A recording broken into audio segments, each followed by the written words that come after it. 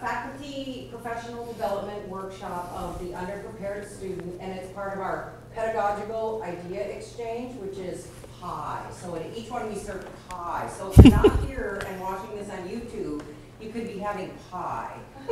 So I'm handing this over to our chair of the Faculty Teaching and Learning Subcommittee, Emily German. Yes, as Lynn said, today's topic is underprepared students, and our presenter is Tom Toe from the Counseling Department. Take it away, Tom. Okay. Well, first and foremost, let me say thank you again for inviting me to present on the same topic as I had a chance to present last year. Where I'm coming from today is that I wanted to really set up a disclaimer up front that this information is in no way a panacea to address every single issues of underprepared students. However, what I'm hoping for is that it will give each one of us a foundation to think about certain information as far as when we are working with our underprepared students. The beginning part of this presentation is to give you some statistical data as far as who are our underprepared students, what are some of the characteristics, what are some of the barriers and challenges of underprepared students. Then we're going to go right into a theoretical framework as a foundation to work with underprepared students. The last part of the presentation is that I will cite a couple of specific techniques as well as tools that is being used and will be presented in a week or so at Cerritos College by Professor Kathleen Gabriel. She published a wonderful book, and the title is really Teaching Unprepared Students. So I encourage you, if you have an opportunity to go next week, please do so and participate in the workshop. So with that in mind, let me go ahead and go through the statistical data very quickly here. As you can see, based on the Legislative Analyst Office for the California Community College System, this is pretty overwhelming for me. And this was done in 2006, 2007. Now the numbers actually could be higher. But the breakdown of our basic skills students, 40% are Latino, 20% white, 20% Asian, 10% African American, and then 10% are not self-identified or self-reported. Now, how does this information related to us at Long Beach City College specifically is if you look at the second part of this slide, this was gathered, the data was gathered as part of the visiting team on basic skills, and we have been hearing it all along within the last couple of years, is that 80% of our students coming in are coming in at the college level or basic skills level. Less than 35% of them has the skills for language arts, and less than 20% of them has the skill for math. So as you can see, it's pretty much representative of the information coming out of the California Community College System LAO office. Now, how can we define underprepared students? Should we try to define underprepared students? I think what I'd like to do right now is I'm going to give you a handout, and if you could take a few minutes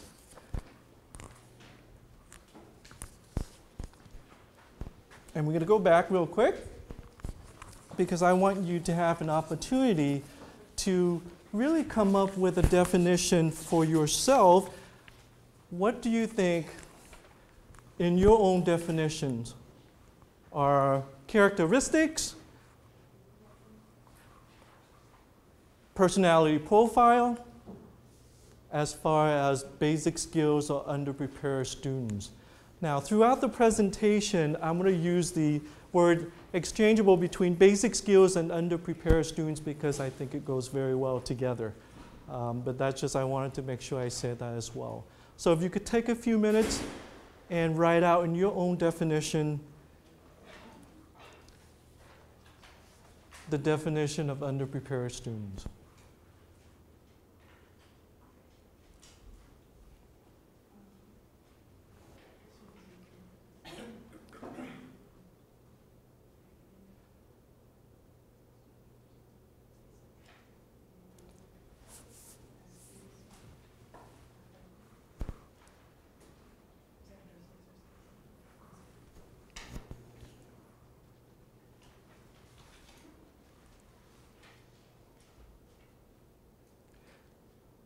Okay?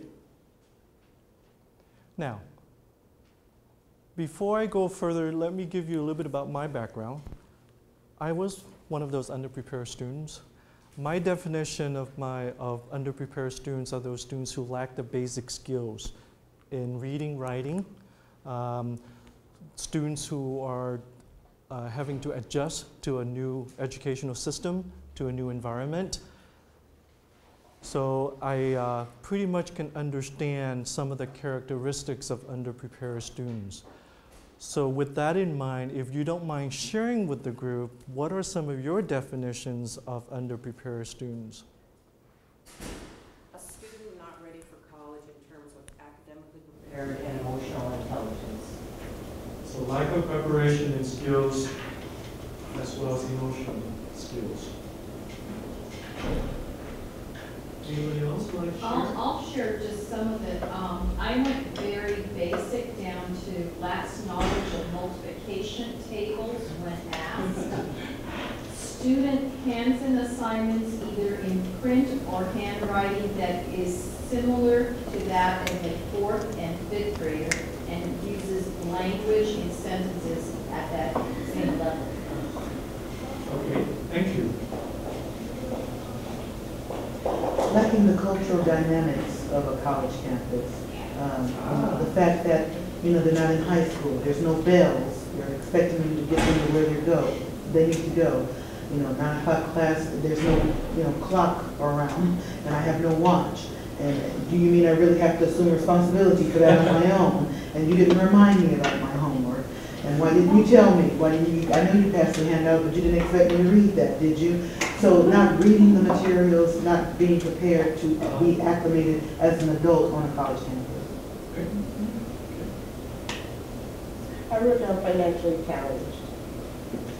And financially challenged because many students think that it's a given once they come to college that it will be taken care of, everything will be paid for, and they can come in at the last minute and all the money is supposed to be there, which is supposed to be there, and they just have to come in and everything will be given to them.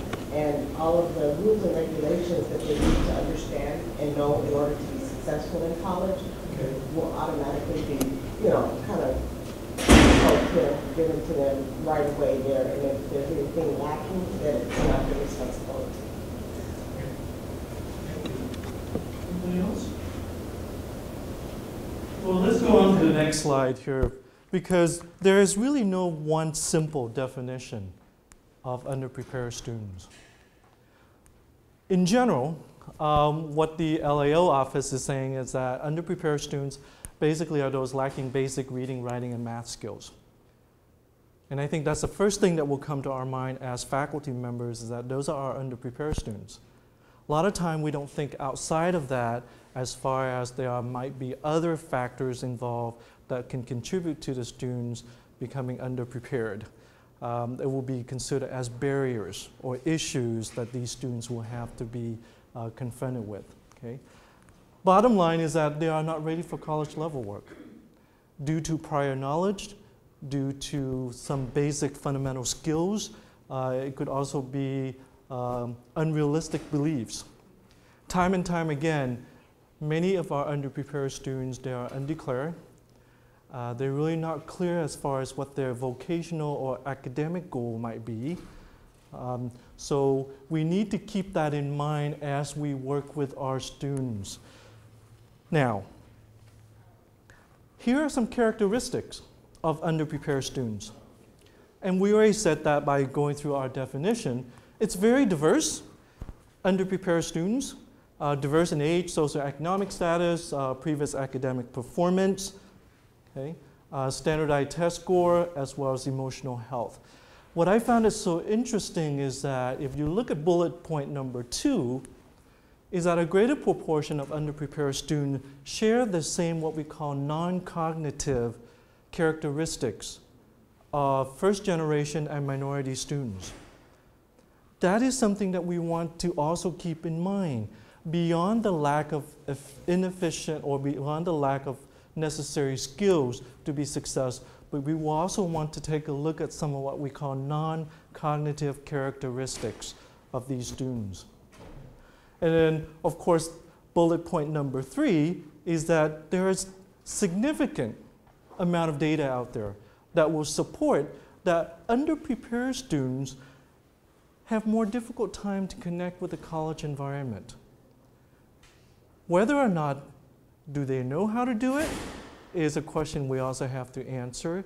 But beyond that is that do they have enough what I call background information to survive in college? Do they know what the proper college etiquettes are? Because I don't know if these students are learning any of that coming out of high school. And if we have a returning students coming back, I know for sure I didn't learn it throughout my high school. So some important characteristics we wanted to look at. Now, from a development and learning framework, what I did this time is that I pretty much just want to leave one learning theories up here because I want us to be aware of this. This is what we call the constructivist theory. Okay. What's important in here is that it really reaffirmed every single pieces of literature that I review and the type of data that I have seen. What that is that student learners, there's no one simple way to define our student learners, just like the definition of underprepared students. Each student is different. Each student will have a different learning style. Each student will have a unique needs and backgrounds. Financial needs, for example, that's very uniquely to each of our students. And if we want to help the students, we need to make sure that we foster an environment that students can take an active part in the learning process. Because without it, underprepared students will have much more difficult time to adjust and to really make sense of the learning process. Okay? And so this one right here is very important in our developmental courses. Students will need to see the values of what they're learning in the class and related to the context of the subjects. Okay?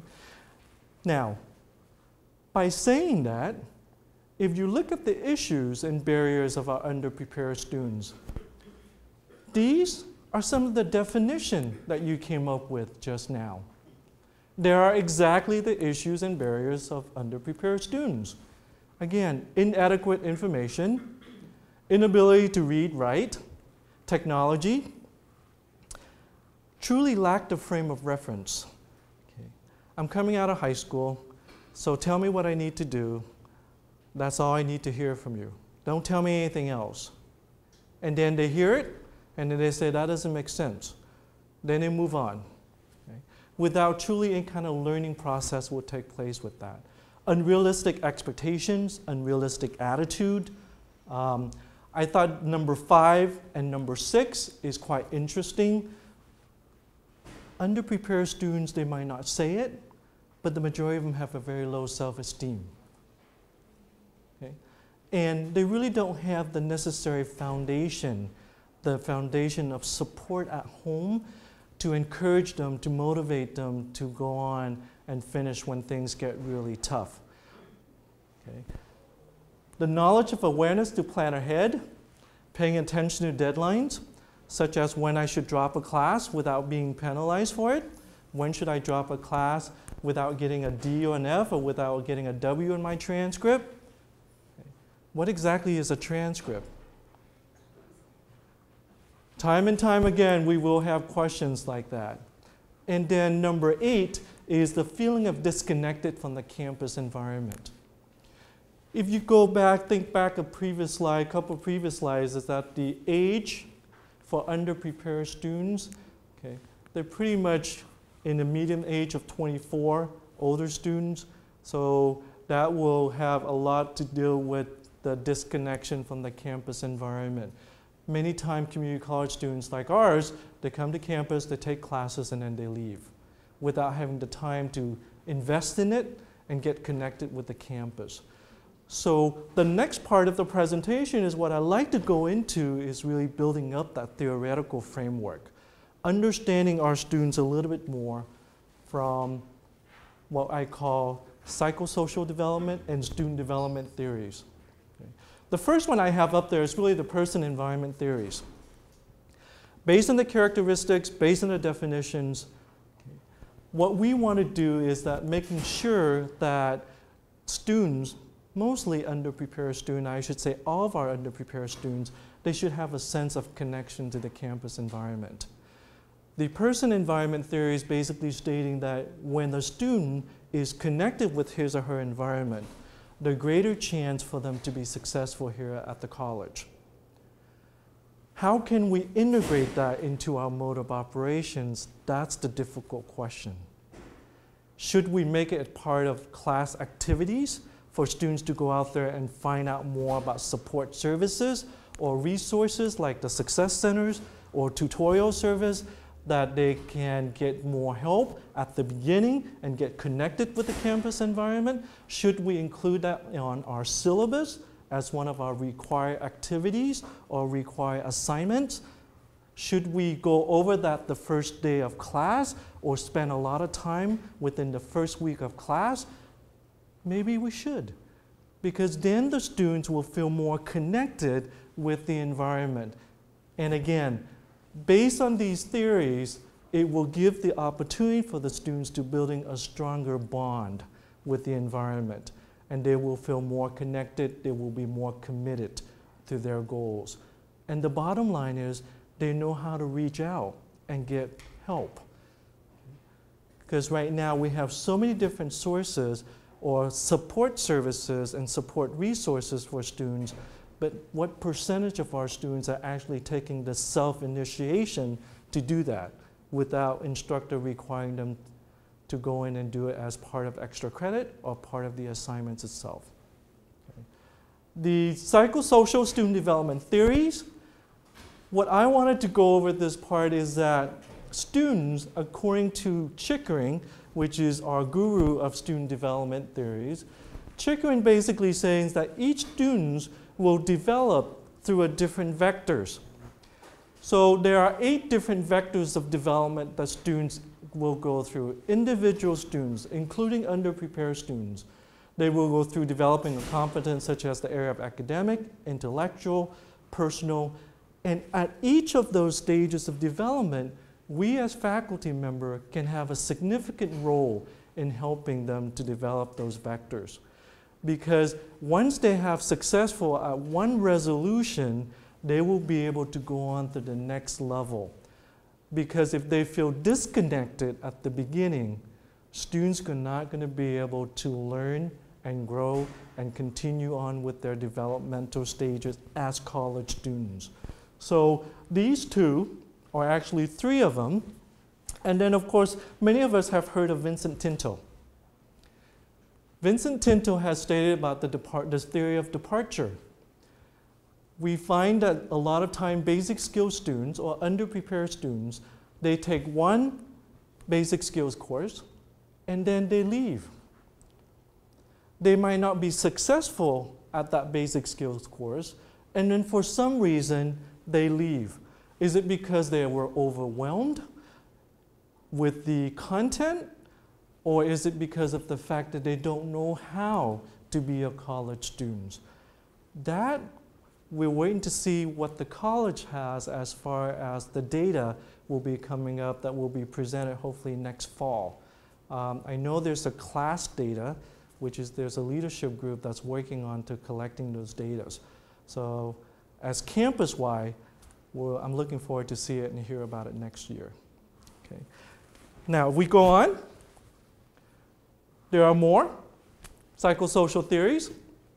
This is one of my favorites right here, and I apply this in my day-to-day operation as a counselor. This is a theory called challenge and support.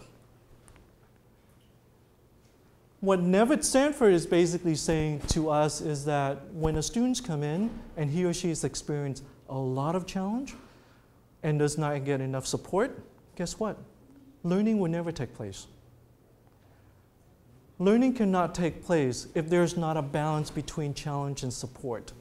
The reverse side of that is that I'm teaching a Counseling 1 class this semester, And I would say 20% of my students this semester are those students who got accepted to the University of California or California State University, and because of some reason they cannot afford it, so they're coming in and they're sitting in my class and they're having one of those attitudes that this is just too easy for me.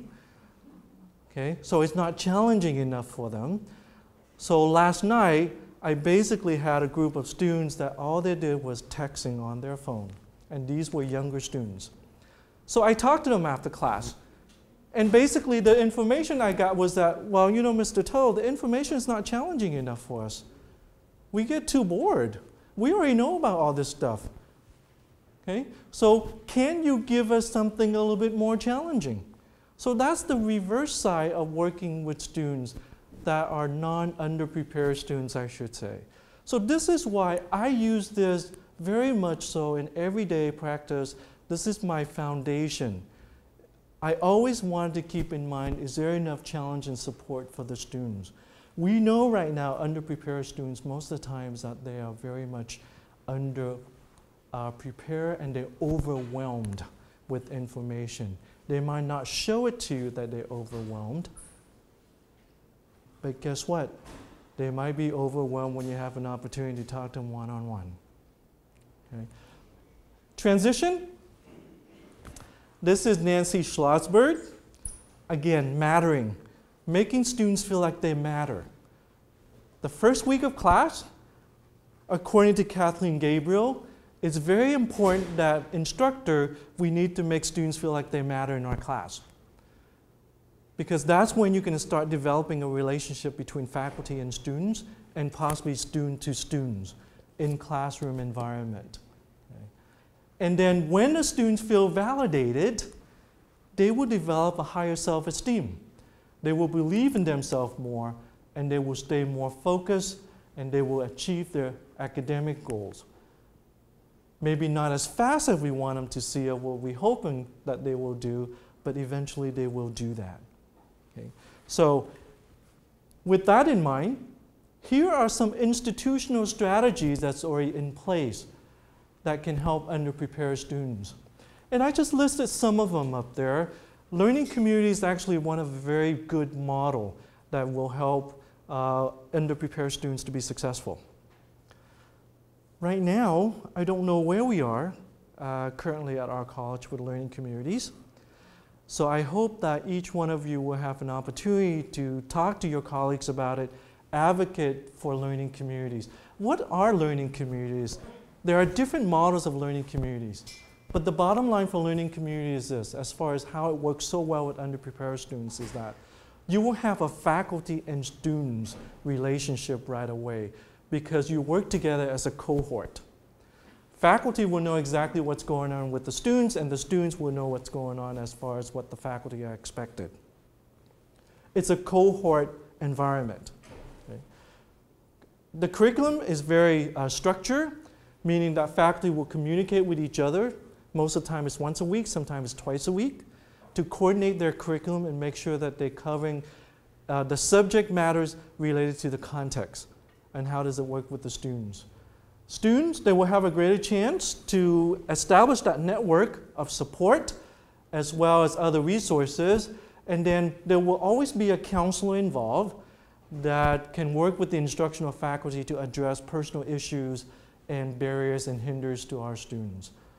But the bottom line for learning community is this.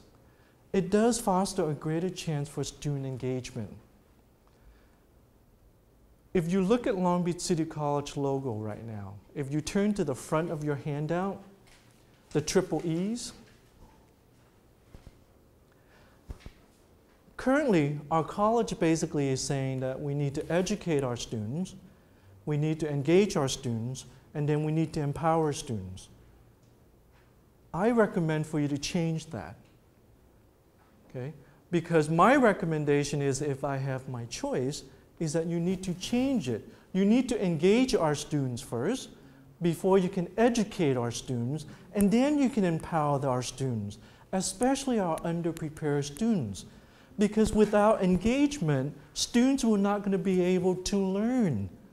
Regardless of how good the student is or how bad the student is, but student engagement will go a very long way. So learning communities is a perfect venue to promote that. What other institutional strategies? We've been working on it for the last 4 years now, is mandatory assessment and orientation. Because if you as a faculty will have access to students' assessment, you will have a better idea which one of your students in class might consider as at-risk students.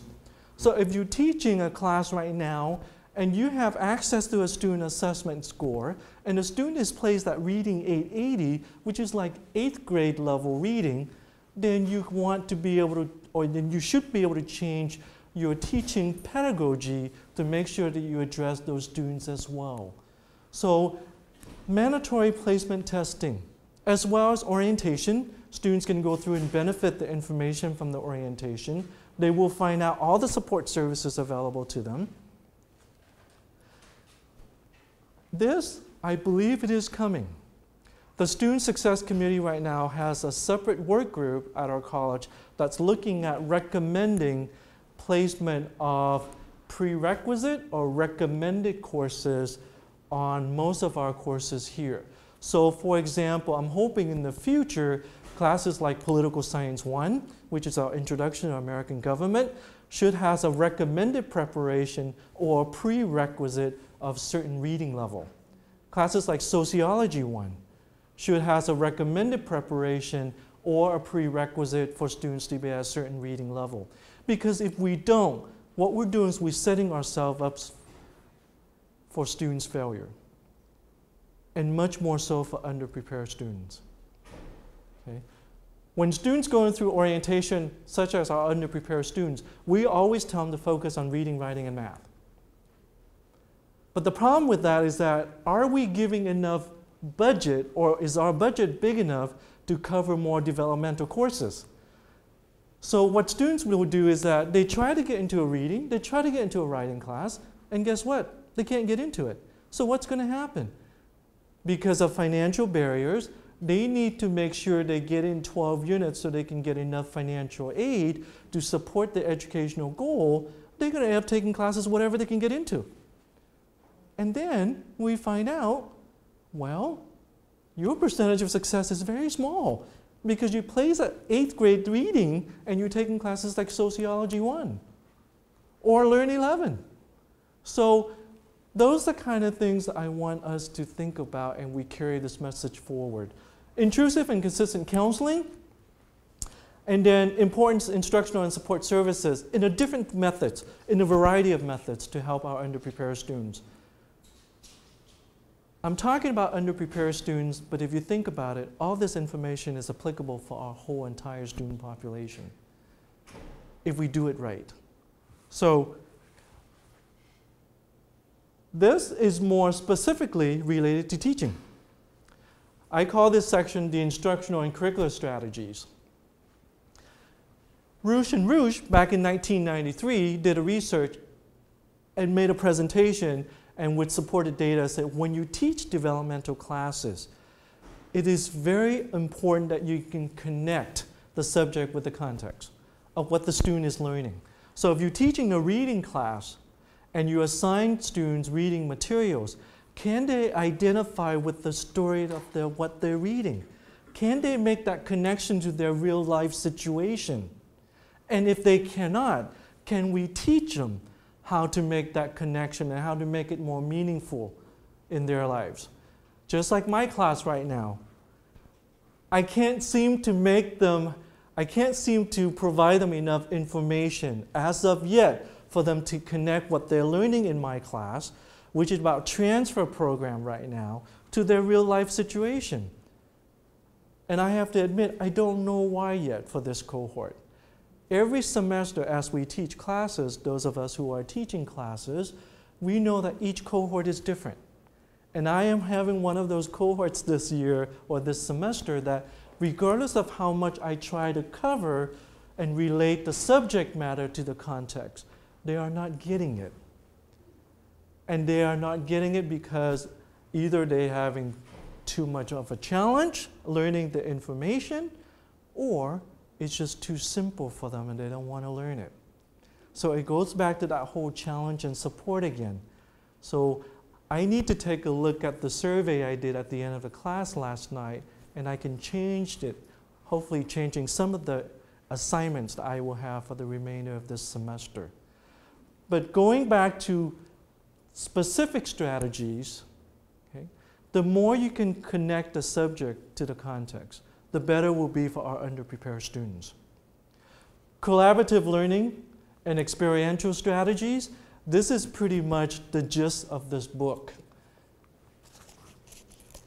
is that Professor Gabriel truly believed in collaboration and turning what she's called a faculty center and education into a learner center education environment.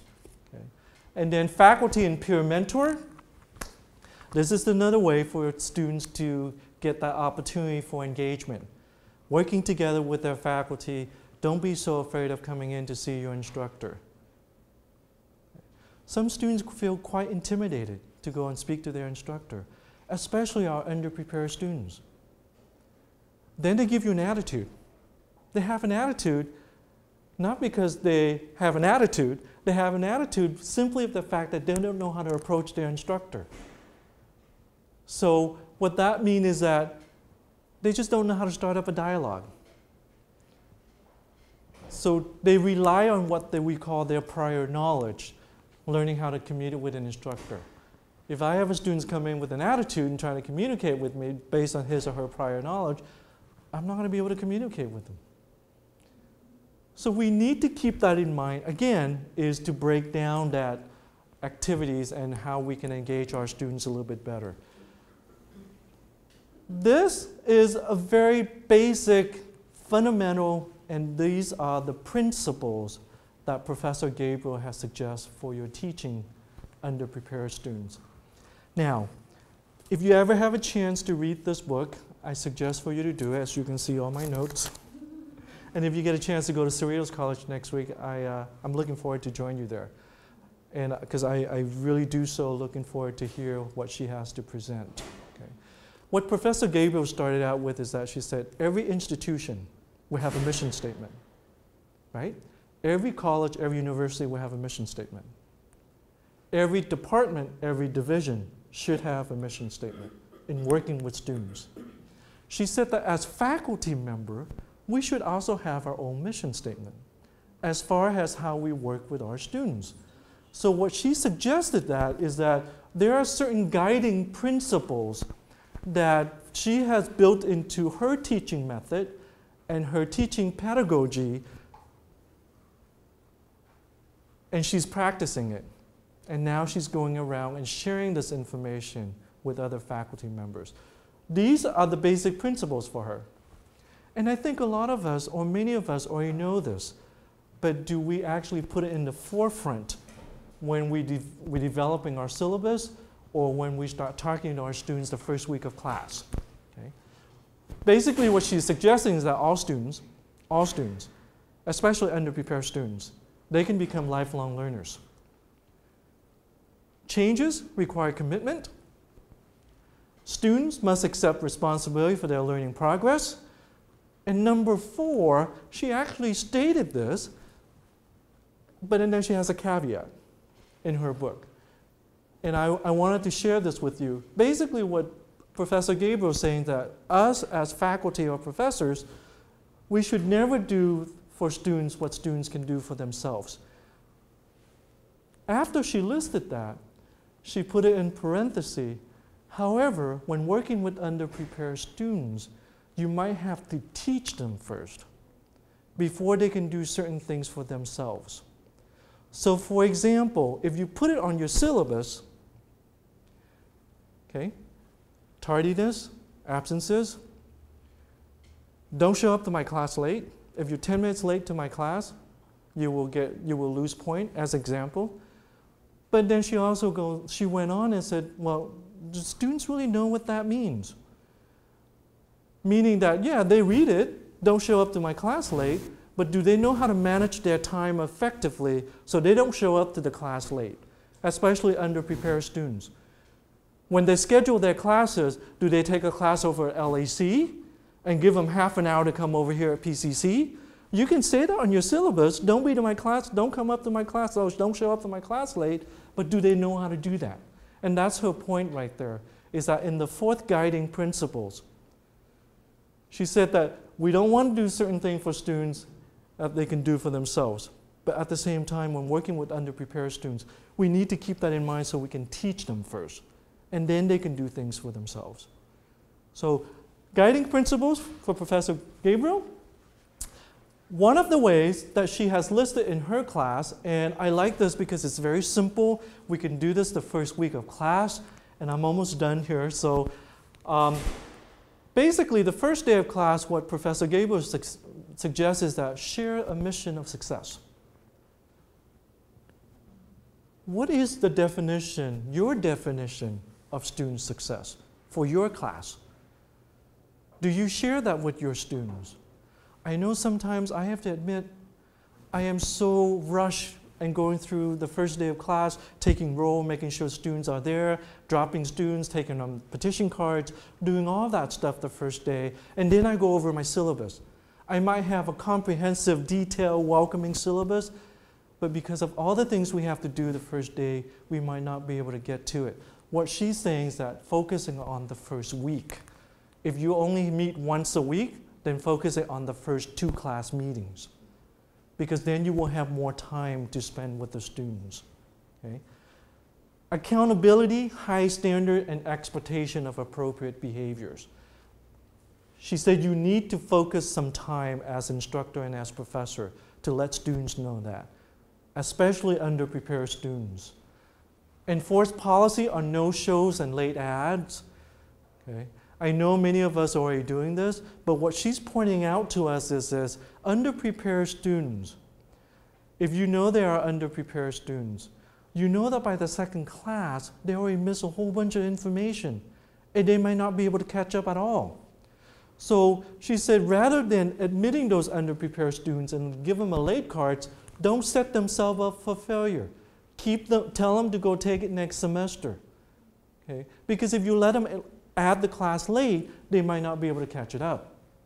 Okay. Number 4, identify at-risk students through early assessment and in-class reading and writing activities. This is something that I wish we could do at our institution. Now, if Ross was here, he'd probably say, because of FERPA, we all know about FERPA, right? What Professor Gabriel suggests is that there are certain colleges and universities, students will have to sign a waiver, basically saying that I'm okay with the fact that instructor and counselor and advisor can share among themselves my assessment test scores. And they sign off a waiver.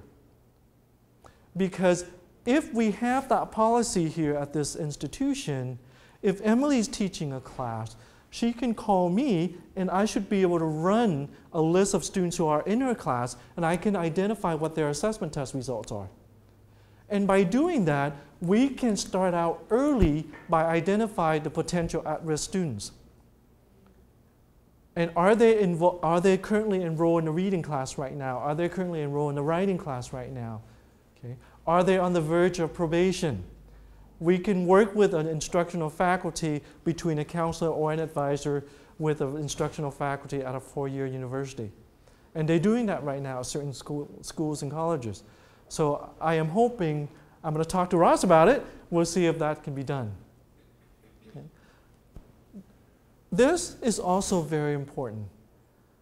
Regardless of how you feel about learning outcomes on the syllabus, what Professor Gabriel is saying is that when you prepare your syllabus, you need to do some pre-planning. Because on your first day or during your first week or first 2 weeks of classes, you can go over with students specifically, what are your course goals? What are the outcomes? What is the philosophy of the class? And when I first read that, I thought, well, maybe, we have different issues right now with learning outcomes, what we should do or what we shouldn't have been doing. But however, if you think about this, if you go over with the students the first couple of days or the first couple of class meetings, this is my teaching philosophy. I don't believe in lecturing 50 minutes long. That's just way too boring. Okay? My teaching philosophy is that you will work with me together collaboratively, and we will learn together through the process.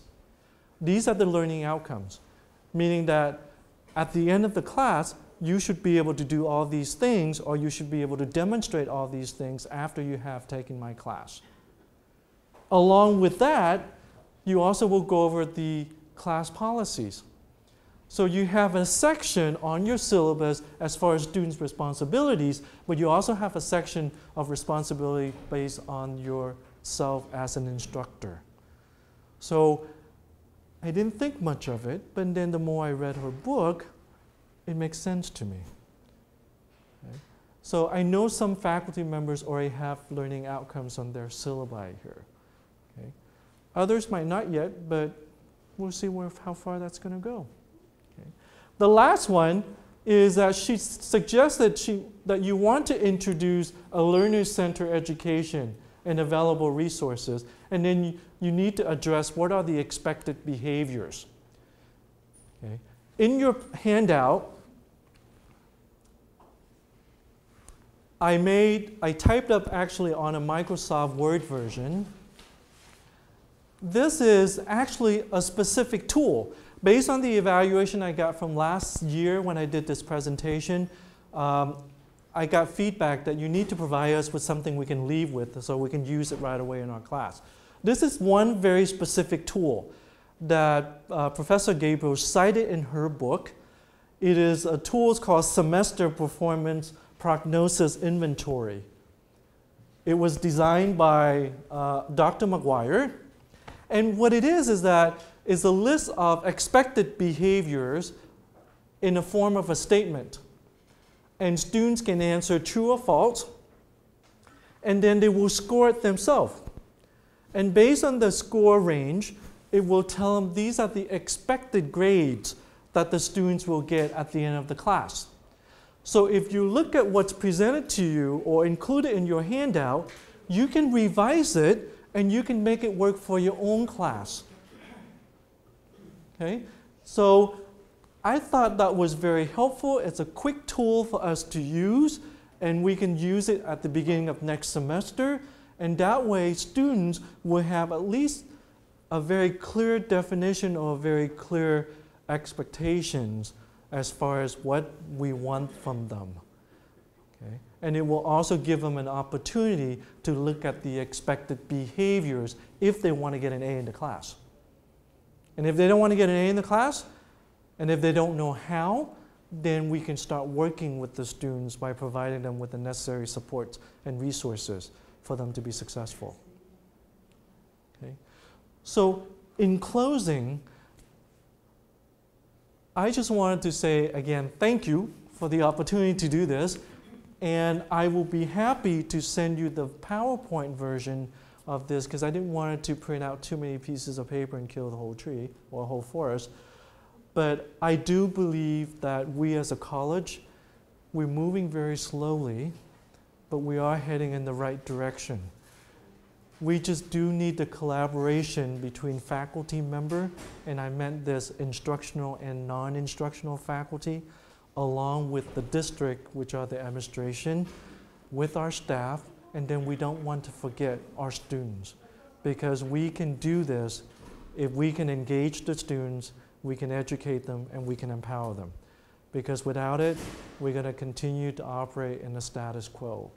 And my time here is still short. I still have a long time to go before I can retire.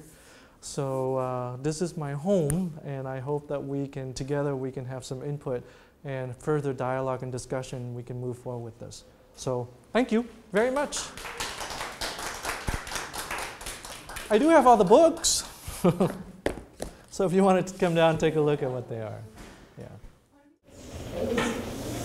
It was about the population of underrepresented students, and I think it was defined as students over 24 female. Yes. Students over 24 female. Oh, that was the first slide, wasn't it?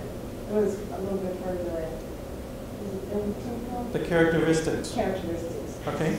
Yeah, that was rather surprising to me because I've been doing some studies about underrepresented students, and there it is. Yeah, a greater proportion of underrepresented students are the age 24 female, share non-cognitive characteristics of first generation and minority students.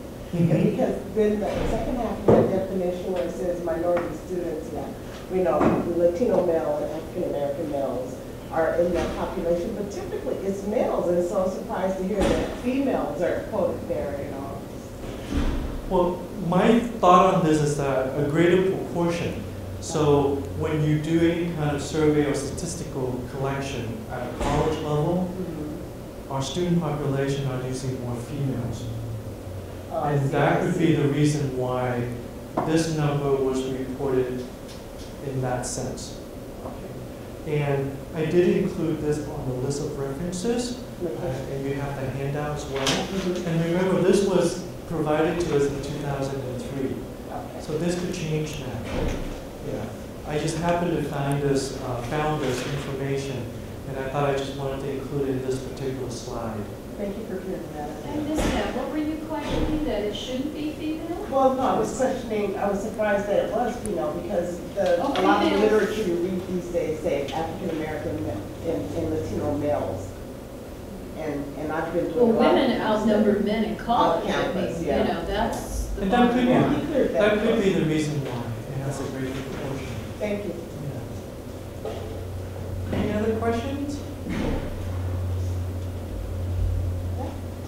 I was going to suggest, I didn't read your book, but I love this in the back. Thank you for including that. Sure. But I think if people don't want to put number one as I will attend class, then it should definitely go into number two, because it's implied that you're going to do all this.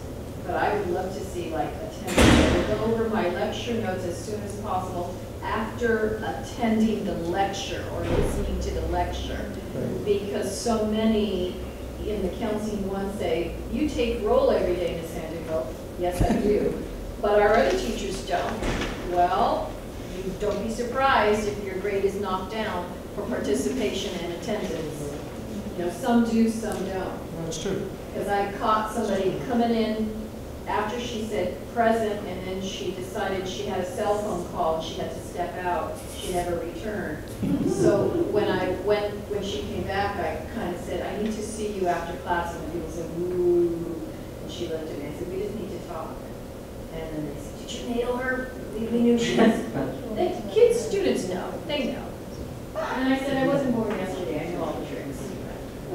But yeah, I'd love to see attendance, because I think so many, we see that, Tom, in counseling, so many of them say, oh, I don't know how I got that D or that F.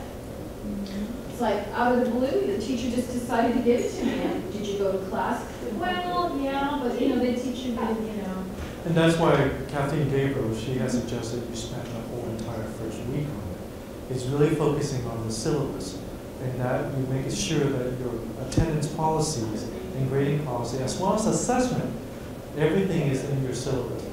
She also suggested that instructors should have a quiz about the syllabus. And I thought that was such a unique idea. I never thought about that. Is that if you want students to get into a habit of learning about the syllabus or syllabi in all of their classes, we know if they follow it, at least it will give them an opportunity to do some of the work. But we never quiz them on it. So I thought that was a pretty good suggestion. Heidi, did you have a comment? Yeah, I did. You had mentioned that currently because of FERPA, we can't exchange assessment test results, but that perhaps a waiver, one could develop a waiver. Is there something like that in existence? And could we, as a matter, could we develop one and just put it into our first day of class activities and have students sign and want to participate? And I believe that we can develop one. I just wanted to make sure I checked with Ross, because he really is our officers on the FERPA, and so I wanted to make sure that we could do that. In counseling, at one point in time, he did give us an opportunity to do a waiver form like that. This was before transcript, unofficial transcript. So we cannot We give have to have them sign it before we even Right. print it and like give it to them. So But I think the greater issue, Tom's, you know, trying to be diplomatic, I'll come straight forward the way I usually am, I think you have to be very careful, and that's the other side of the conversation, is from an equity and discrimination, is how we're looking at it as for the greater good, right? That we share this information kind of like in learning communities to assist the student. The other side would probably take the argument and say, well, what if a student says teachers were discriminatory, or use this to say I'm not allowed to try? You know, so we have to look at both hands, but yes, I think in the end it's going to be Ross who's the designated officer at the college to handle it. Yeah, so I guess, doing first aid diagnostics ourselves will give us a lot of information that we might not get. And she did cite that as well, Ms. Andulo, in her book, is that the concern with professors that it depends on which professor will be looking at those assessment test scores. And will they have a perception looking at those assessment test scores? Will they treat students differently, or will they treat students all the same? But for learning purpose, I think it will help an instructor tremendously, because if we continue to do teaching, pedagogy, and exchanging ideas like this, it will help us as an institution. The bottom line is we want to help our students. We can't cite just a very small percentage of instructors who might use that against students, but I think in general, I would think overall, a large percentage of our faculty members will find it helpful if they understand it. Yeah. So, any? I just wanted to say I look forward to receiving your PowerPoint. Okay. So you have our names on the list, right? Yes, I'll be happy to send. And that what Gabriel, I like her strategies a lot. It concerns me a little bit because during her presentation, you kind of touched on financial aid challenges that students have, and how students enroll into the classes, and it's a challenge for them because of budget restrictions that they can't always get those classes, so their financial aid. Did you allude to something along those lines, or did No, and I appreciate that feedback. That's something I can definitely incorporate under the barriers and issues. Yeah. Because then later, as a subject. Yeah, because later it was Catherine Gabriel who said that when students come in, perhaps drop them because we're setting them up so that they can't succeed if we take them late and they miss some information. Mm-hmm. So it's kind of like, catch-22 there, damned if we do, damned if we don't. But, because the students need the classes, but then if we bring them in, then they're too late. And, it's funny because I had a student in my office, and I work in financial aid, and the student brought in a plan from one of the counselors, and I said, okay, well, you have class right now? She was like, yeah. I go, well, go ahead, go to your class. I'll look this over, come back and see me. She's like, no, I want to do this. And I'm like, no, you need to be in your class, listening to your lectures. And as people here on campus who work with students all the time, financial aid, all of our departments, our main goal is to help students succeed, And so when you have a student say, no, I want to stay here in financial aid and find out what about my Pell, what about my loan and things like that, and then they go to their class and they're dropped. And so that's what I was trying to bring across to students today, because a lot of times they don't understand the culture involved. And yes, you do need financial aid, but you do need to be in your classes. You need to be there on time. It's a catch-22 for underprepared students, more so for underprepared students, because underprepared students, I shouldn't say all underprepared students, but many of our underprepared students coming from a very low socioeconomic status. So they really need the financial support to go to school. Right. They can do everything right, but if we don't have enough developmental courses for them to get in, then they're going to turn around and try to find classes that will give them that full-time status, so that way they can be eligible for full 100% financial assistance. Okay? But what they don't realize is, and this is underprepared students, is that they don't realize the college etiquette or the college expectations of taking those classes. Okay? You still need to pass those classes. Yeah, And you still need to complete those classes. And that's such a challenge, because then they come back to us and they say, I don't care if we don't get financial, I don't care if I don't get financial. But- I just want to be here in college, I just want to pursue this education. And we try to emphasize the importance of being in their classroom, being on time, you know, and punctuality and attendance, and then they come back and say, well, we don't care. And so it's kind of, you know, like I said, catch-22. I understand the need that they must have financial assistance, many of the underprepared students. But do you think that we're doing a disservice when you drop them on the first week or second week when they don't have their tools, their books and so forth, as many, I know many professors do. And that's the hard decision, and that's what Professor Gabriel addressed in her book as well, is that if you don't make a tough decision of encouraging the students to take a class in another semester, what you do is that you're allowing the students to start the class late, or starting the class without the proper tools to be successful. And underprepared students will have a little bit more of a challenge, or a greater challenge, to catch up with the subject matter of the courses.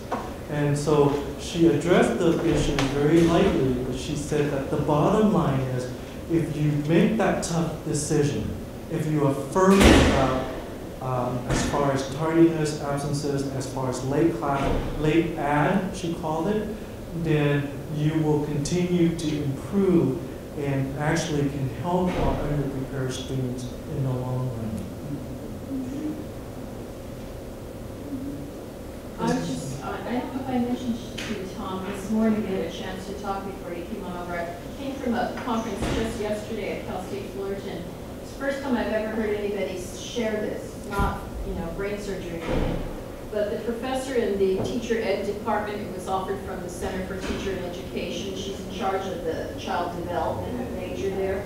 She said they've had a notorious year last year as well as this year with our community college transfer students coming in and dropping. And of course, they're very big on enrollment management, and everything's by cohort and sequencing of classes. So they come in, they start, they fall behind, they don't show for whatever reason. They come in and say, Professor, da-da-da-da, I need to drop the class.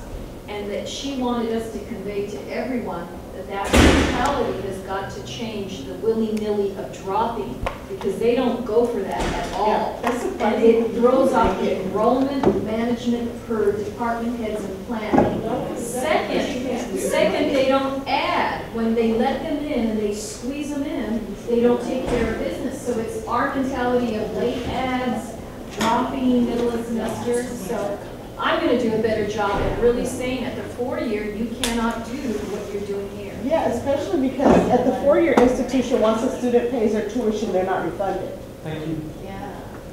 So that's a That loss on part the I don't student's know, behalf. but I got her But- from the enrollment but management that's so part. surprising to Now for we me have to to go hear back that, to because there's cohort a one big again. loss that the student takes when they do that. I just want to say that.